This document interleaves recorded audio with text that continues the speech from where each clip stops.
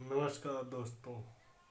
आइए, जैसा कि आप सब लोगों ने पिछले वीडियो में 1858 के भारत शासन अधिनियम के बारे में जानकारी प्राप्त की, उसी के क्रम में आगे बढ़ते हुए आज हम आपको 1861 के भारत परिषद अधिनियम के बारे में जानकारी देते हैं। चलिए आइए शुरू करते हैं। देखिए, 1861 अधिनियम जो आया था उसमें महत्वपूर्ण बिंदु इस प्रकार है। जैसे विभागीय प्रणाली का प्रारंभ हुआ। लॉर्ड कैनिंग उस समय भारत का वायसराय था, उसी ने भारत में विभागीय प्रणाली का प्रारंभ किया। गवर्नर जनरल को अध्यादेश जारी करने की शक्ति प्रदान की गई। 1861 के अधिनियम के द्वारा ही जो भारत का गवर्नर जनरल होता है उसी को अध्यादेश जारी करने की शक्ति प्रदान की गई। जो ये अध्यादेश जारी करता था इसकी अवधि 6 माह तक होती थी। इसी के अंतर्गत बंगाल, उत्तरी पश्चिमी सीमा प्रांत, पंजाब में विधान परिषद स्थापित करने की शक्ति प्रदान की गई। 1861 के भारत परिषद अधिनियम के द्वारा ही जो कानून बनाने की प्रक्रिया में भारतीय प्रतिनिधियों को शामिल करने की शुरुआत की गई। इसी के अंतर्गत वायसराय जो कुछ भारतीय को परिषद के गैर सरकारी सदस्यों के रूप में नामांकित भी कर सकता था। यानी जो सरकारी सदस्य नहीं थे उनको भी वायसराय द्वारा नामांकित किया जा सकता था। जैसे 1862 में कैनिंग ने पटियाला के महाराज सर और सर दिनकर राव बनारस के राजा को विधान परिषद में शामिल किया गया। 1873 का अधिनियम 1873 के अधिनियम के द्वारा ईस्ट इंडिया कंपनी को किसी भी समय भंग किया जा सकता था। इसी के अंतर्गत 1 जनवरी 1884 को ईस्ट इंडिया कंपनी को भंग कर दिया गया।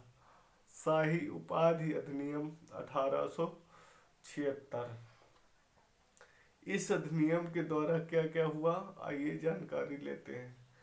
इस अधिनियम में जो केंद्रीय कार्यकारिणी में सदस्य शामिल थे, 5 सदस्य होते थे, लेकिन 6वें सदस्य को शामिल किया गया। उस जो नए सदस्य को नियुक्त किया गया उसको लोक निर्माण विभाग,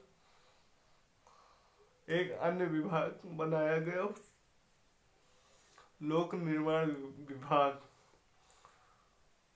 6ठे सदस्य को लोक निर्माण विभाग का कार्य सौंपा गया।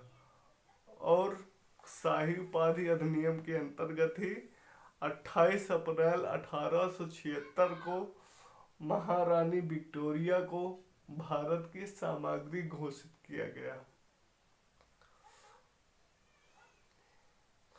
1892 का भारत परिषद अधिनियम।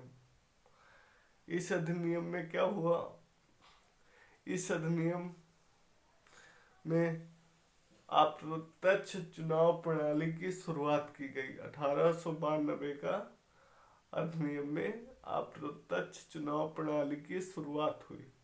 इसके द्वारा राजस्व एवं व्यय अथवा बजट पर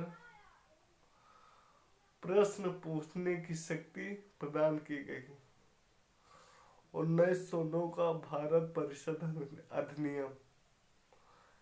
इस अधिनियम को मार्ले मिंटो सुधार के नाम से जाना जाता है। मिंटो को सांप्रदायिक निर्वाचन का जनक भी कहा जाता था। मिंटो को सांप्रदायिक निर्वाचन का जनक भी कहा जाता था।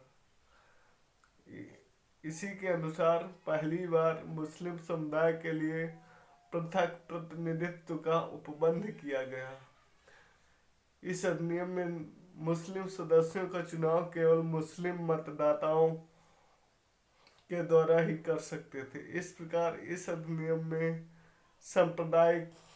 सांप्रदायिकता को वैधानिकता प्रदान की गई और लॉर्ड मिंटो को सांप्रदायिक निर्वाचन का जनक कहा गया।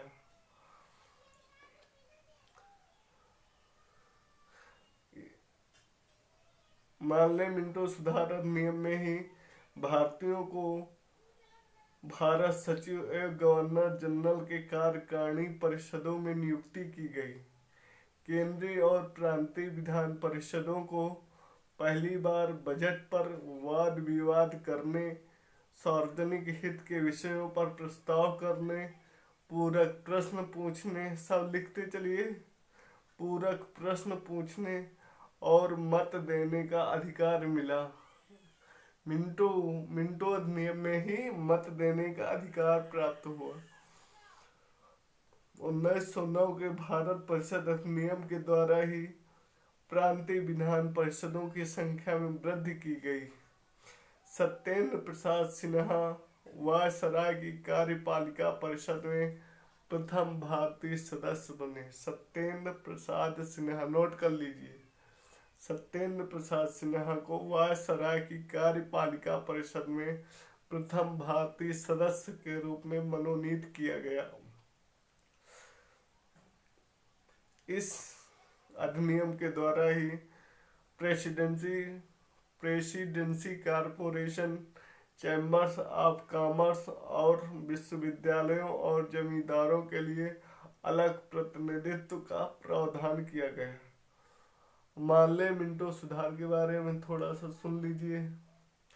देखिए, जो ये मार्ले था, ये इंग्लैंड में भारत का राज्य सचिव था और जो मिंटो था ये भारत का वायसराय था। 1909 में भारत का वायसराय कौन था?